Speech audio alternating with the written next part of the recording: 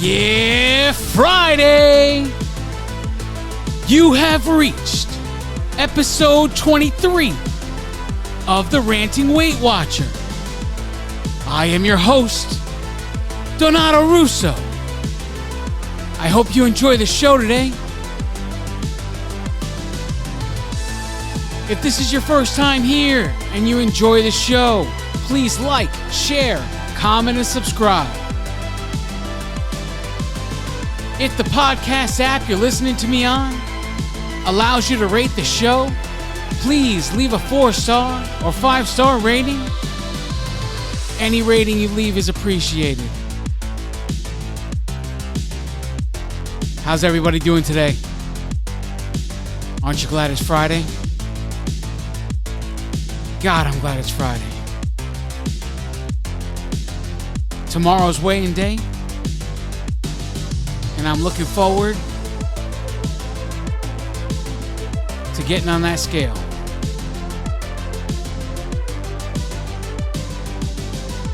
Sounds crazy, doesn't it? Maybe one day you'll be lucky enough to be excited about weigh-in day once in a while. I'm not always excited about weigh-in day, but sometimes I live for the moments where I'm just trying to get to the next weigh-in day, you know? Like I get Saturday's result and I'm like, okay, let's forward to the next, let's fast forward to the next week so I can get the next scale result, you know? And it's just, I understand it's not living life. I get all that, you know, but I'm very results oriented, and I just want to see the number go down. That's it. That is it. I just want to see the number go down.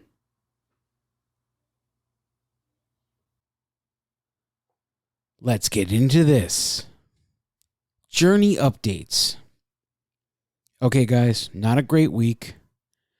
I've gained a pound this week.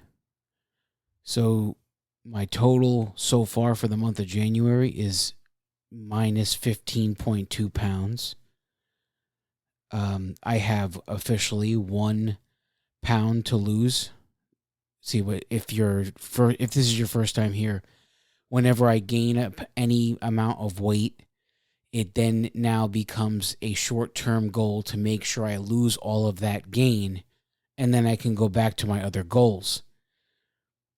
All right, so I have 1 pound of my gain to lose.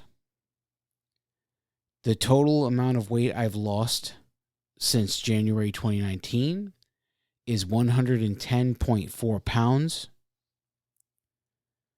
I do have a goal to get to 277 pounds.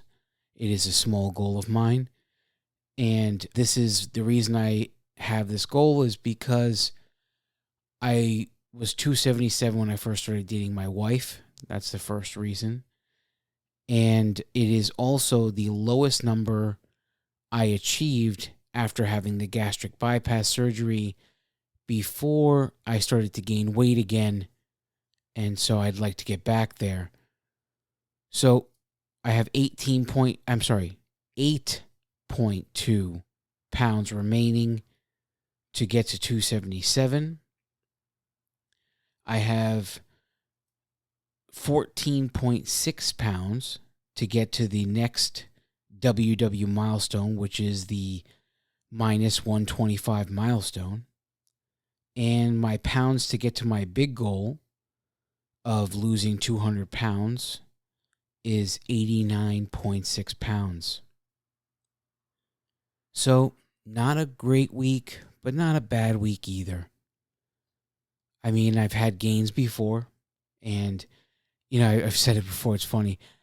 I don't know that I've ever had 3 consecutive losses in a row ever since I started. It's always like this this correction that happens, after I have 2 weeks of losses. They're like, no, guy.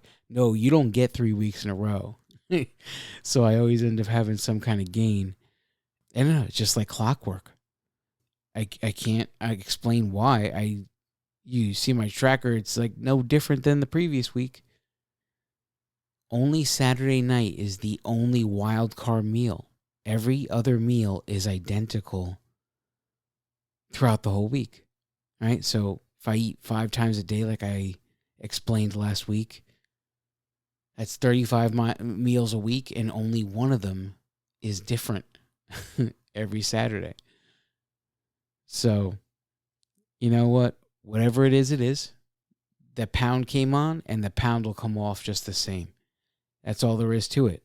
And, it's funny. I think because, when I record these episodes for you guys, I have everything written in front of me of ideas of what I want to say. So really, it's like one sentence that triggers a whole bunch of thoughts that I want to tell you guys, right? So it's almost like knocking a domino over, and then the flood comes of all the dominoes following after that, right?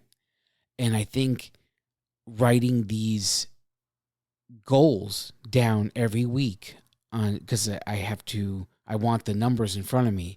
Gained 1 pound, amount of pounds lost this month, amount of pounds lost total. I want all of that in front of me because I don't want to be searching for it. And I swear that since I've been keeping such close track of these numbers, since I'm recording and reporting to you guys every week, I feel like it's helped in a way. It's weird, because it's very easy to lose track of the amount of weight when you have a gain. I had a gain over the holidays of almost 15 pounds, 14 point whatever. Okay. I can't remember off the top of my head the exact number, but it's over 14, but less than 15. Okay. And I had that number written down every week. I had it written down how much holiday gain do I have to lose? And that's what I did. Kept losing it.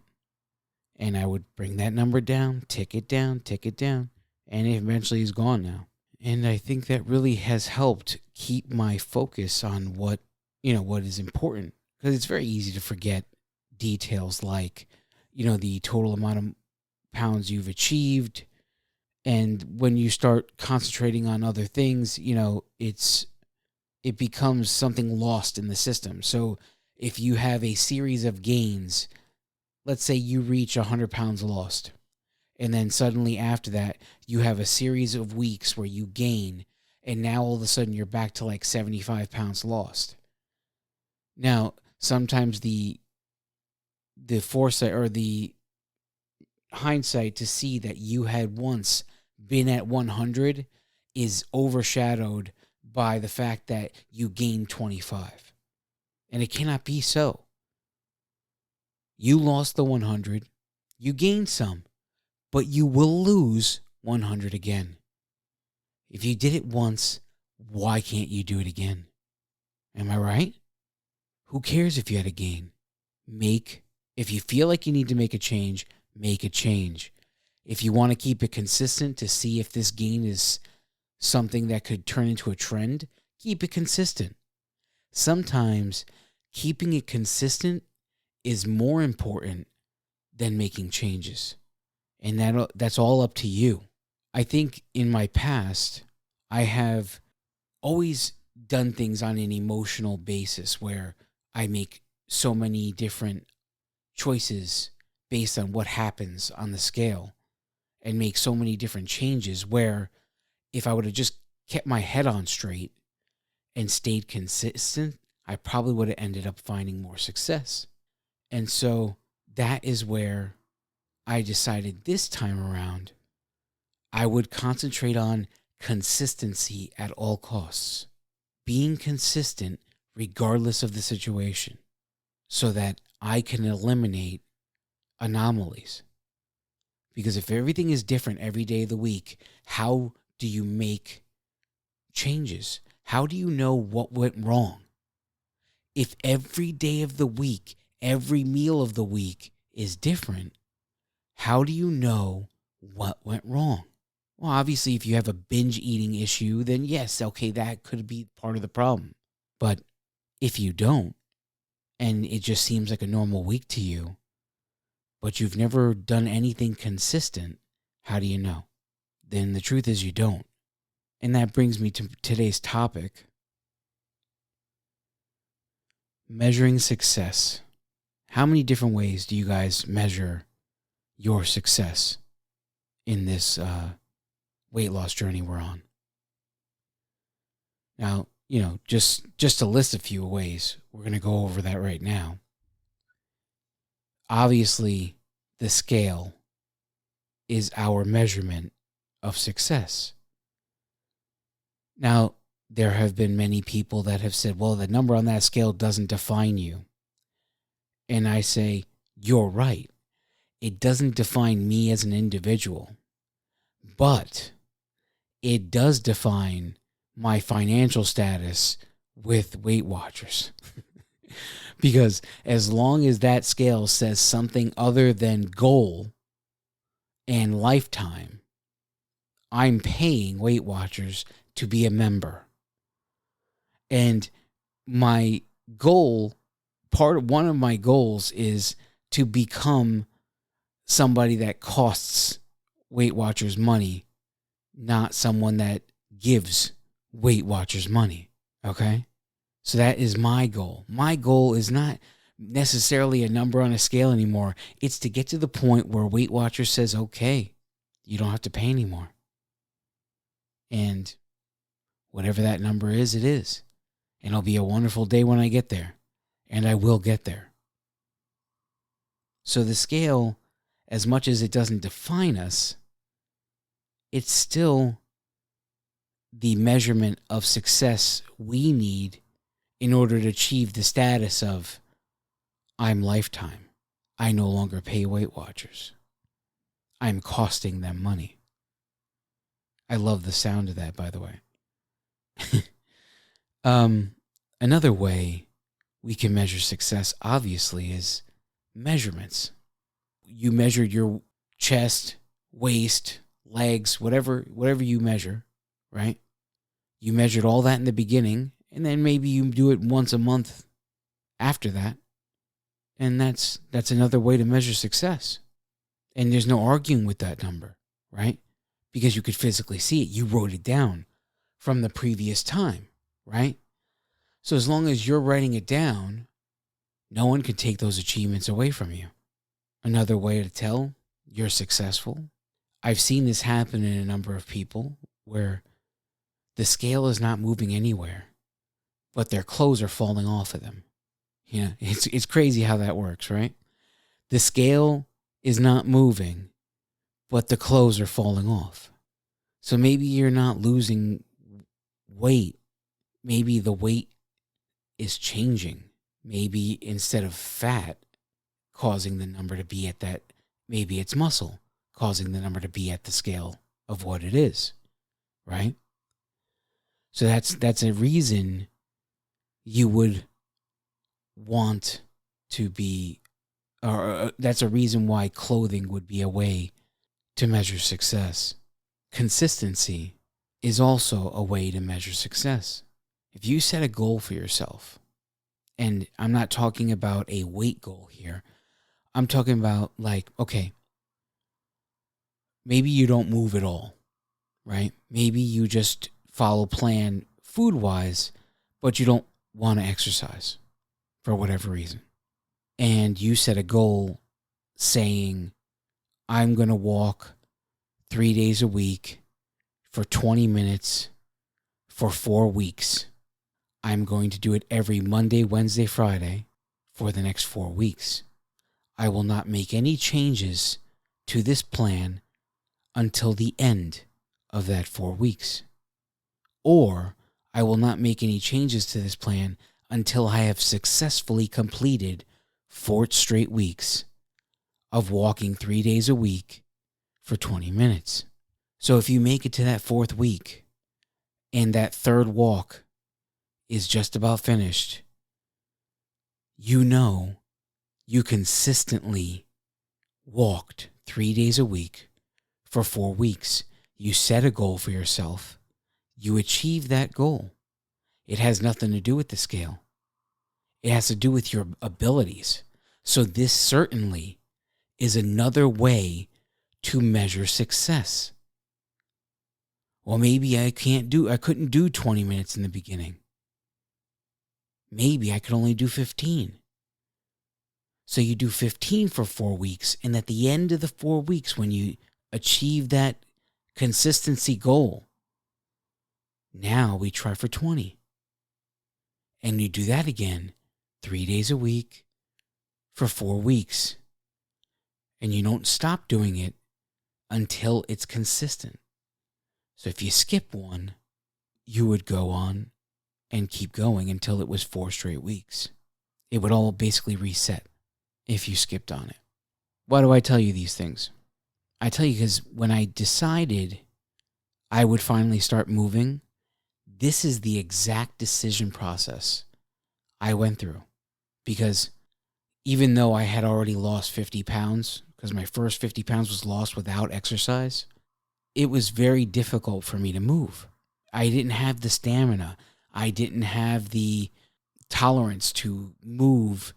My heart rate would shoot way up in insane levels because I was out of shape. So I said, I'm making a commitment to myself. I will walk 15 minutes, 3 days a week for 4 weeks. I tried that the first day, and I found 15 minutes was nothing. I didn't even feel like I was working yet. So on the first day, I said, no, it's got to be 20. So I went to 20 and I stopped because I felt safe at 20. I didn't want to push it too hard the first time and then cause problems where I didn't want to walk the second day. After the first 4 weeks of walking 20 minutes a day for 3 days a week, I went up to 30 minutes a day, 3 days a week. And I committed again to 4 additional weeks. I did not make any changes until I completed the next 4 weeks. At the end of those 4 weeks, I went to 45 minutes. And then I went additional commitment of 4 weeks at 45-minute walks, 3 days a week. On the next juncture, I went from 3 days to 4 days, but I kept it 45 minutes. And then I went from 4 days at 45 minutes to 4 days at 60 minutes. And since then it has gone up to now, which is 5 or 6 days a week, anywhere between 1 and 1.5 hours walking.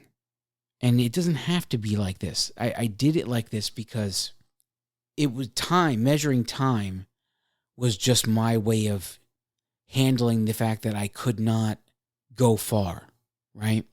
I was so out of shape, I basically just paced my parking lot.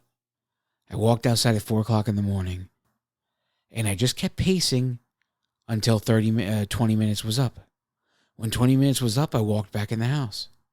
And I did that every time.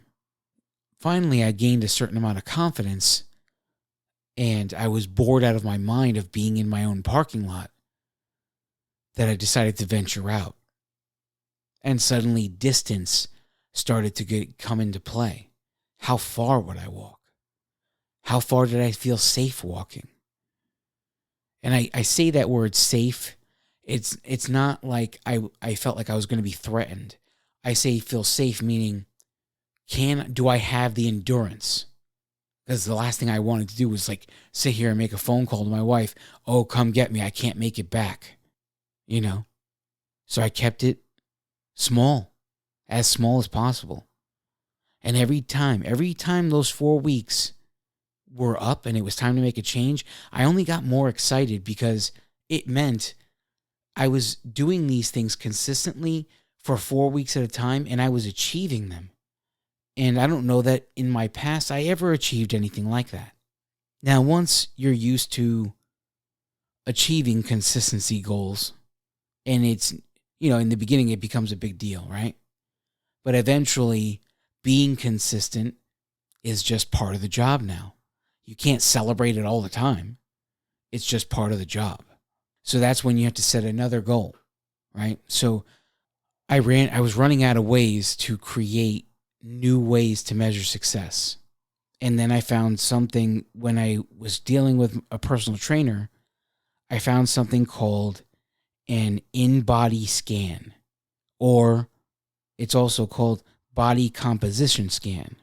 Now, InBody, I believe, is the name of a company, and they're the makers of this special kind of scale. Now, it's picture a scale, okay? And where you step is the normal platform of a scale, but there are metal plates on that platform. And you make sure your heel touches one and the ball of your foot touches the other on both feet. Now, coming up from this platform is like a pole. On the end of the pole, there's a screen. And the screen has two poles that come out sideways from either side. And on the end of these poles are handlebars with also metal pads. So now when you're holding these metal pads and you're stepping on the metal plates and the person pushes the button to start the scan, this scale doesn't just weigh you. It then measures body fat percentage. It could tell you where in your body you carry the fat. Yeah, it'll say your arm weighs 10 pounds, whatever it is. And X percentage of your arm, your left arm, is fat. It gets that detailed. And I believe, I'm not sure, don't quote me on this, but I believe some of these places that do this also can measure even the amount of water you carry. I don't know if that's really possible. I thought I read it in one of the in-body scan articles a while back, but I never really confirmed it. So don't hold me to that. That is maybe a possibility, but maybe it's only a possibility in certain kinds of in-body scans. I don't know. No idea. But if you're interested, if the scale hasn't moved in weeks and you're ready to go outside your mind in insanity, maybe an in-body scan is just what you need to give yourself a new measurement. Now, if you've never done it before, obviously the first time is going to be a baseline, right? But at least you get the knowledge. You get a printout, a very, very detailed printout of what's going on in your body with between muscle, fat, where you carry that muscle and fat, how much muscle and fat. If this is something you're interested in, the easy way to do it is go to Google and search in-body scan near me. And any location where you can get an in-body scan should pop up on the map. And now the cost of this, I'm not sure. It didn't cost me anything because my personal trainer at the time had access to the machine and he just did it for me. Now, if you were just somebody who walked in the door saying, "Can I have an in-body scan?" would they charge you? Yeah, there's a possibility they charge you. And someone, once had told me that GNC does it. Again, I can't confirm it. I never walked into a GNC and did it. It was my personal trainer who did it for me. He's the only reason I ever knew that in-body scans existed. I had no idea otherwise. But this is a measurable amount of data you can collect, and whether you want to do this once a month, once every 2 months, whatever, this is up to you completely. Once a quarter, or every time you think you're in a plateau. Maybe it's not a plateau at all. Maybe the amount of fat you're losing is converting to muscle mass, or maybe you're losing muscle mass. There's so many different things, right? You could see the scale drop tremendously, and you could be so happy because that scale is going down. But In actuality, if you were doing an in-body scan consistently, you can see that the actual weight that went down wasn't fat, it was muscle. Yes, it is possible to lose muscle and not fat. And there are a bunch of different ways you can do this, but it all comes down to how hard you're pushing yourself, the extreme nature of your heart rate during these workouts or whatever, versus your caloric intake, what types of food you're taking in. If you're not taking in enough protein and you're only taking in carbohydrates, there's so many different variables here. Okay? And if you're not feeding the body what it needs, it will go after your body for what it needs. If you don't give it enough protein, it'll go after your muscle and burn muscle instead of fat because that's where the protein is available. And I don't know what kind of levels of heart rate we're talking to get to this point, but for different people at different sizes, getting to these heart rates would be completely different. For someone who was 100 pounds wet, trying to get to the level of a heart rate that would cause this issue, it would cause an extreme amount of work. Where in someone who is obese, 400 pounds, would just need to walk 10 feet. And all of a sudden their heart is in such duress that it could send the brain into a mode where it is burning muscle because that person didn't take in enough protein. So having in-body scans is always another way to measure and keep your sanity when the scale doesn't look like it's moving. We're going to take a break, and when we come back, we're going to talk about embracing failure. Greetings, ladies and gentlemen. Thank you so much for listening to the Ranting Weight Watcher. If you would like to connect on social media, we would love to connect with you. On Facebook and Instagram, search for @The Ranting Weight Watcher. On Twitter, search for @The Ranting WW. On the Weight Watchers Connect app, search for @Ranting Weight Watcher. You can also email the show, say hello, or share your story with us. Send your emails to therantingweightwatcher@gmail.com. We look forward to hearing from you. If this is your first time here, and you enjoyed the show, please like, share, comment, and subscribe. If the podcast app you are listening with allows you to rate the show, please leave a 4-star or 5-star rating, whatever is in your heart to leave. Any rating is greatly appreciated. And now, without further delay, here is the star of the show, Donato Russo.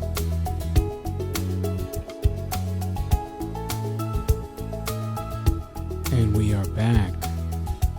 Thanks for sticking with me. So, for the second part of the show today, I feel like I need to vent a little bit. Now, we're going to talk about failure, but it's not going to be my failure. I saw one of the people who I follow, her journey. I'm not going to say any names anywhere. I'm going to protect everybody involved. So one of the people I follow on her journey, she posts something on social media saying she's struggling at the moment. You know, she's talking about how she's really trying really hard to do the right thing. Someone responds to this post, and their response is, "My therapist told me 20 years ago, either you're going to do it or not do it. Trying simply implies the possibility of failure. It changed my life. Now the word try is like fingernails on a chalkboard."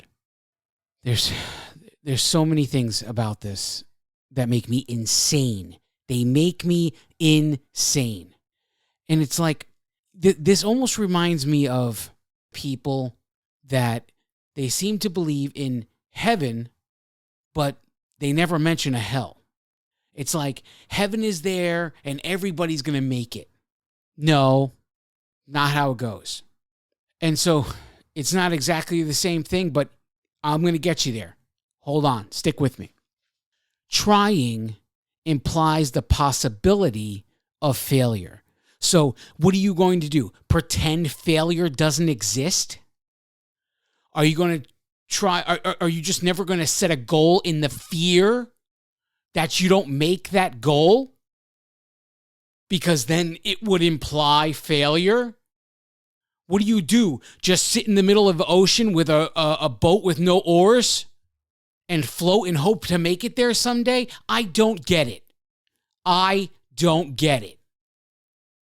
You know, I didn't really tell many people about this, but right before I started with Weight Watchers, I had to go see a doctor because there was the possibility that I could have a revision surgery. What is a revision surgery? So the thing that people with gastric bypass surgeons, they don't tell you is like 40% of the people that have gastric bypass surgery eventually gain all of their weight back. Now that the 40% number might be different now. This is a number from years ago, right? So it might be higher, it might be lower, whatever it is. Let's just call it 40 because that's what it was when I heard it. 40% of the people eventually, not right away, eventually would gain all of their weight back and more. Okay? So on the rise came the answer, a revision gastric bypass surgery. And so what they would do is go in and make the stomach smaller again, right? So because the people didn't change their behavior, they just stayed the way they were doing. They just ate less of the stuff that they were eating, of the bad choices they were making. Eventually, it caught up with them. They started to gain weight back. And whether or not they gained all of it back, anyway, it brings up the possibility of revision surgery. So that became a question in my life. Would I like revision surgery? And so I said, you know what, let's give it a thought. Let's see, whatever. And so the doctor said, well, you're going to have to go through all the same stuff that you went through the first time, seeing a therapist and all that stuff and everything that you do when you go through a weight loss surgery. So I made an appointment with a therapist. And so after a few minutes with the therapist encouraged me that I should keep coming and I should be a regular patient. What the hell? I'll give it a shot, right? I started going once a week during my lunch hour to this therapist. And I swear to God, I don't know, I don't want to generalize, but it feels like the main job of a therapist is to find someone in your life to blame for whatever went wrong. Anyone except you, okay? And I'm sure there are a billion of therapists out there, and I don't even know if one is listening to me or not, or that would say otherwise. That's fine. I'm just telling you my experience for both times. So I had to go to a therapist the first time I had the gastric bypass. So then there was a possibility of a revision. This is a completely different state, a completely different therapist, and here we are. The exact same practice. Find someone in your life to blame all of your problems on because it can't be you. Okay? So now I'm going to explain to you, if you don't know me, I am probably the definition of stubborn. By definition, I am stubborn. I am stubborn just because, okay? It's how I'm built. I don't really care. It's what it is. It is what it is. I wasn't made this way for no reason. I don't know really why, but eventually I'll find out. God made me this way. I'm this way for a reason, and at some point I'll figure that out. Hopefully soon. But you have to work very hard to convince me of anything. Okay? So we would go back and forth, and I was going once a week. And we'd go back and forth every single time. Every time he tried to blame something in my life on somebody else. And I said to him, at some point, it is my fault for still holding on to whatever the issue is. This issue happened years and years ago. At some point, it should become my responsibility to hold on to or let go of. Shouldn't it? Oh, well. That was the kind of answer I got all the time. Well. It was like a sidestep, not an answer, not a nothing. It was not. It sounded more. It was like an insecure way of answering me, like just stepping out of the way of the question. That's not how you answer me. I seem to have this talent where not only can I hear what you are saying to me when you answer my question, I can hear what you're not saying to me. And I tend to pay attention to what you're not saying more than I pay attention to what you are saying. It's just how I work. It's gotten me this far. So I got to the point where we kept going back and forth, and I said, you know what? I spend more time debating this guy than I do whatever I'm sure at some point I became his headache. I just stopped going. Because if you're not going to acknowledge at some point, does it become my fault? If you're not going to even say, you know what, you're right, you got to let go. We're wasting our time. We're wasting our time. So it brings me to this. It brings me back to this person. Trying implies the possibility of failure. I don't know how long you guys have been with me. I don't know if you've heard every episode, but I believe I mentioned this before. Success and failure. You cannot invite one in your life without the other. They're like spouse. They're like a married couple. Success and failure. Okay? You're not just inviting one of them to the house. They both come. They're a unit. No one ever just gets success all the time. Eventually comes failure. But what does failure do? What's failure there for? Failure is there to teach us what we've done wrong so that we can achieve more success. And that's where it has to change. Your vision of failure has to change in order for you to ever achieve the success you're attempting to achieve. It doesn't matter how much weight you have to lose. It doesn't matter, even if this has nothing to do with weight. If you're trying to start a new business, this applies to everything in life. If you're inviting success into your life, failure is right behind her. And that's it. They're a married couple. They belong together. You don't get one without the other. The idea is embrace the failure. Because the failure is like that best friend that you have in your life. And I'm sure everyone that listens to me has that one person in their life that tells it like it is, no matter how bad it hurts. And you know everything coming out of that person's mouth is right, but you can't stand listening to them. That's what failure is. Failure is that kind of friend. It's the kind of friend that shows you the mirror and says, look what you did. That's why you're in this position. Make the correction, move forward. That's what failure is. Nobody likes failure, and it's fine. Failure is okay with being the bad guy. Failure is okay with that. They can live with themselves. When they go to sleep every night, they sleep comfortably because it's a black and white world, and we are the ones making all the gray. We are.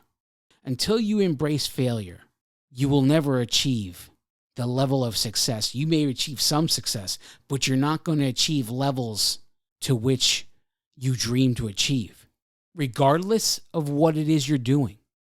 If it's business, if it's education, whatever it is. If you're a high school football coach and your dream was to be in the NFL and you're not willing to embrace failure, chances are you're going to stay a high school coach. And that's all, because that's where you're comfortable. In order to achieve success, sometimes you got to become uncomfortable. And facing your failure is very, very uncomfortable.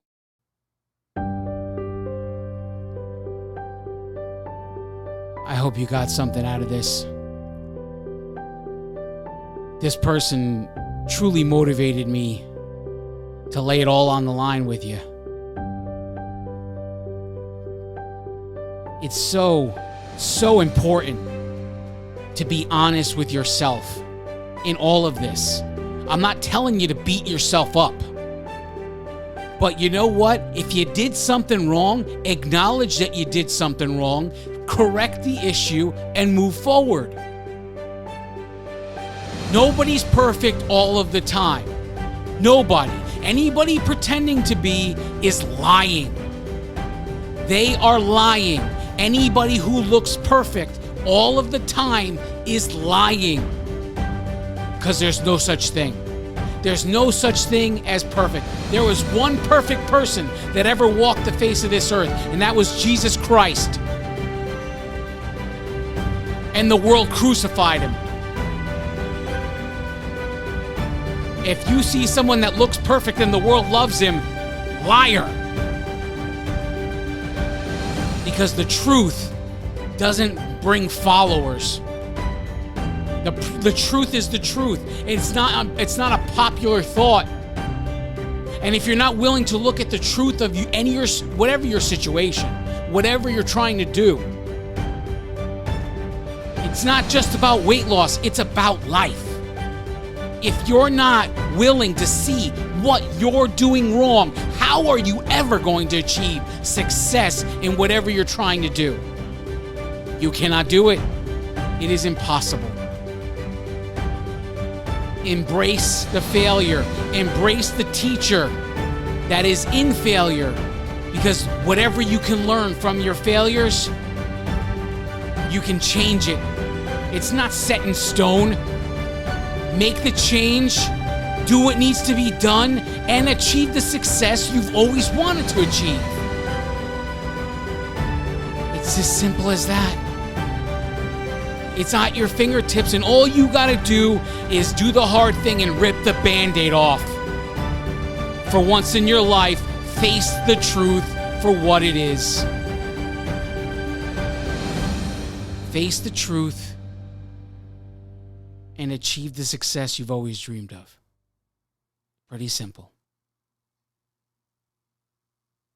I love each and every one of you. God bless you all.